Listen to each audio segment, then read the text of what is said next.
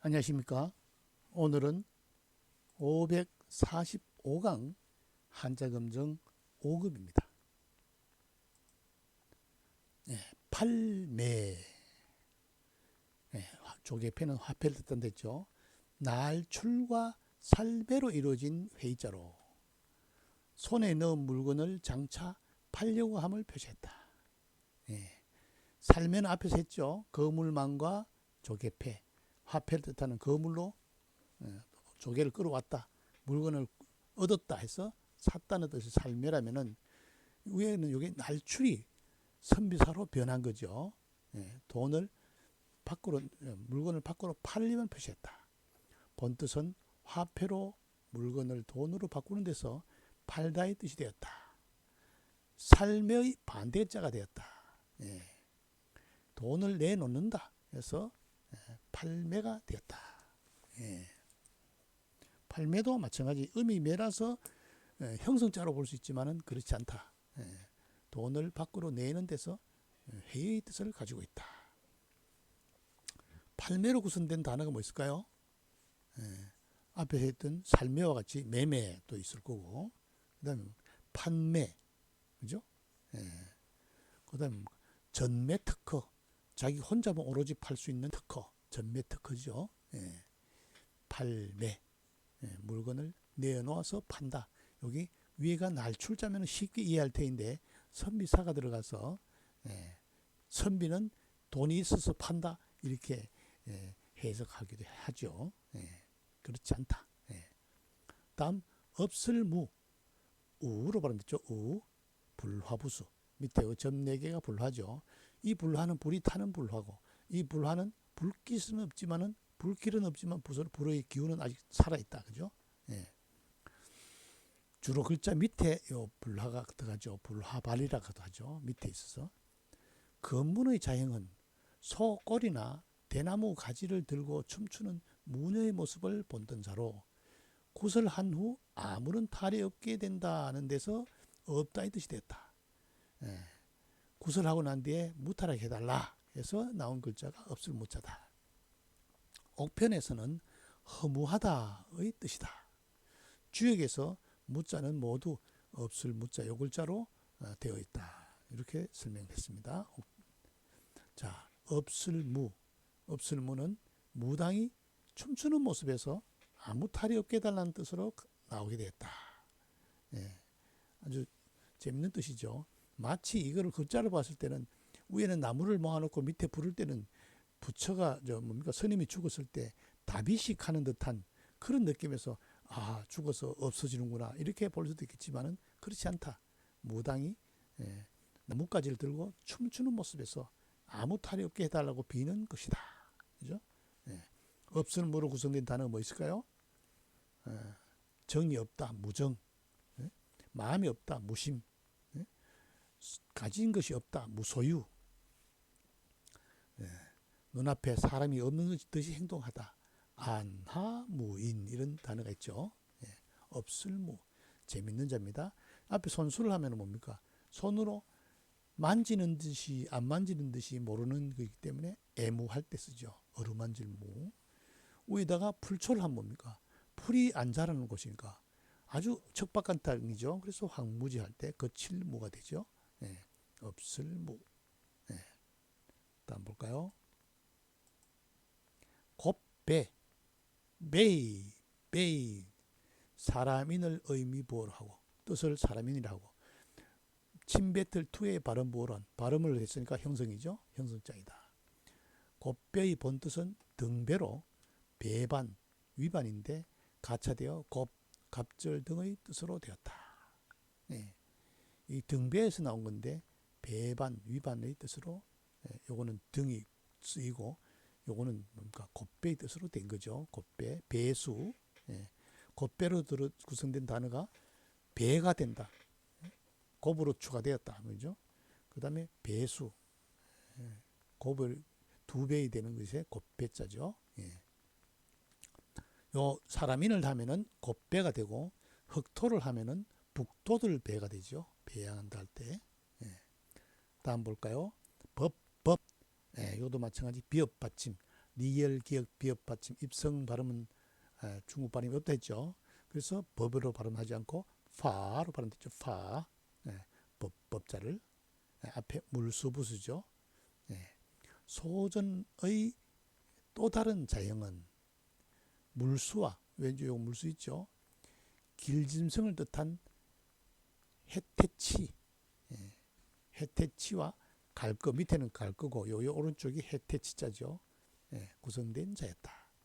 여기서 물수는 법은 누구에게나 고르게 적용하기를 물같이 해야 함을 표시한 것이고 해태치자는 곧 해태로 일종의 신성시하는 짐승이다.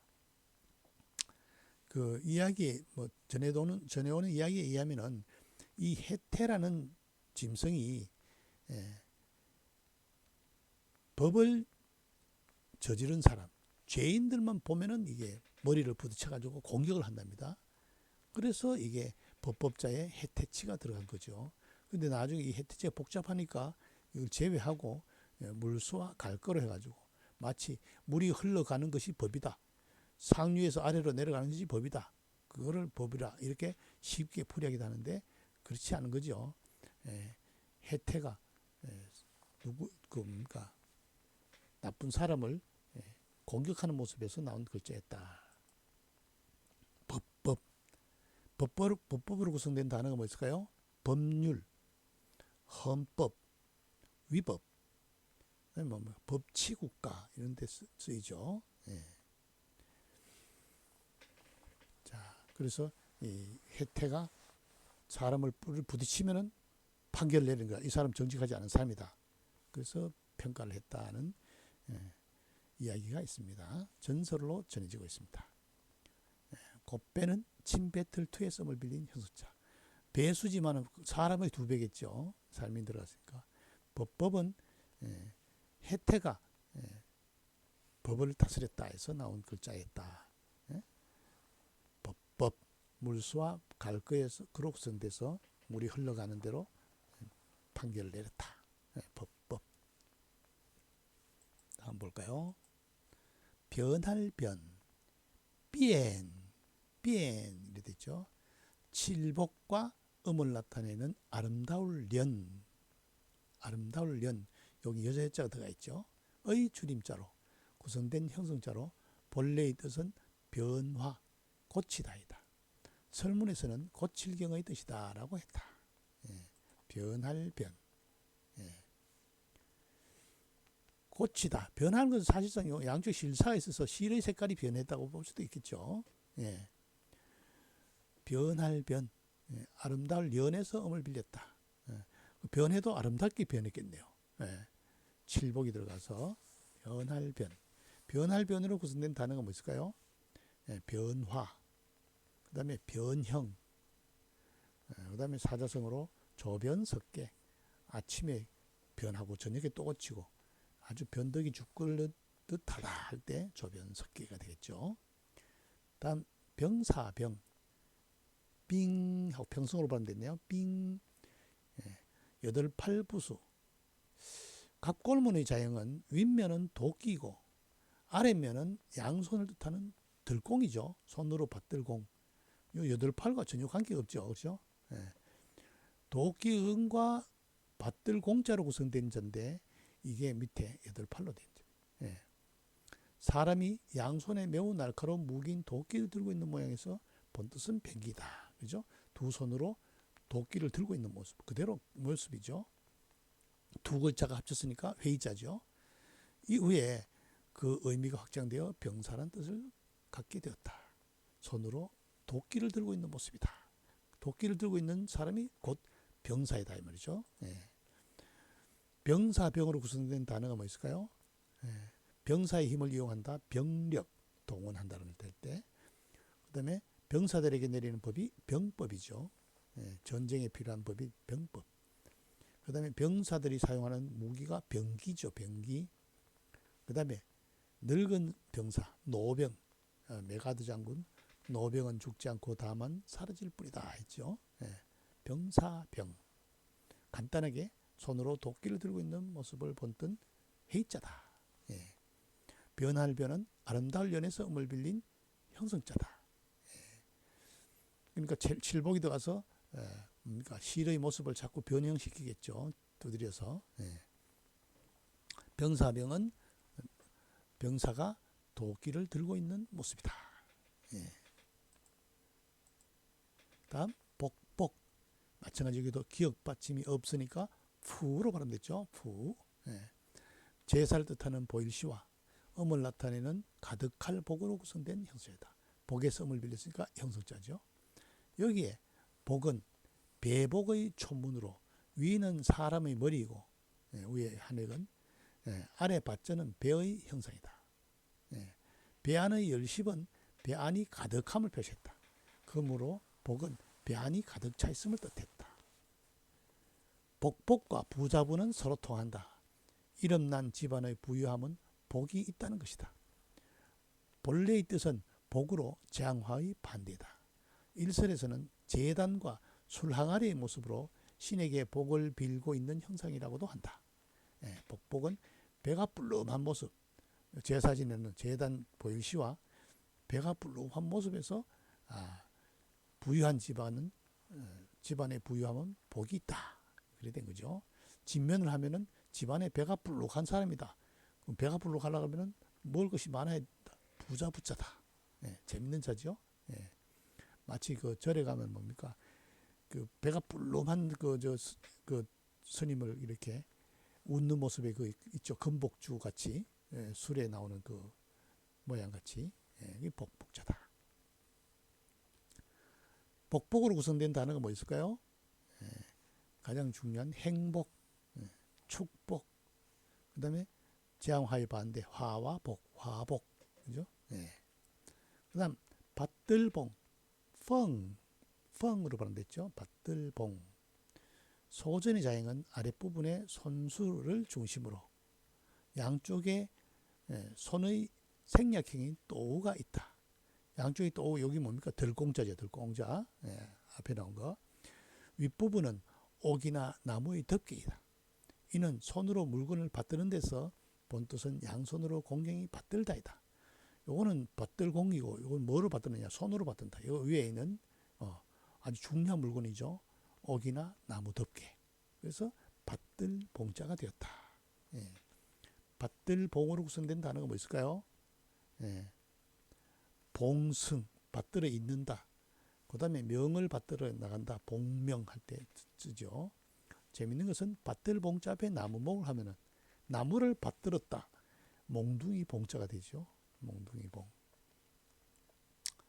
받들봉. 복복은 가득할 복의 섬을 빌린 형성자. 받들봉은 손으로 오거나 귀중한 것을 받드는 모습을 본뜬 회의자다. 받들봉. 요 밑에는 제방변인데 여기에 손수의 줄임이죠. 다음 볼까요? 오늘 수업 벌써 다 했네요. 뭡니까? 팔매와 위에는 선비사자가 아니고 날출의 변형이라 했죠. 그래서 물건을 내다 판다. 물건을 팔라고 밖으로 내어서 판다는 뜻에서 팔매자가 됐죠. 그 다음에 이거는 뭡니까? 무당이 대나무나 나뭇가지를 들고 춤추는 모습에서 아무 탈이 없게 해달라 해서 나온 없을 무자죠. 그 다음에 사람인과 침뱉을 투에서 음을 빌린 형성자 곱배자죠. 그 다음에 이 법법자는 물수와 갈것자 요 사이에 오른쪽에 뭐 있다 했어요? 해태 있죠. 해태치.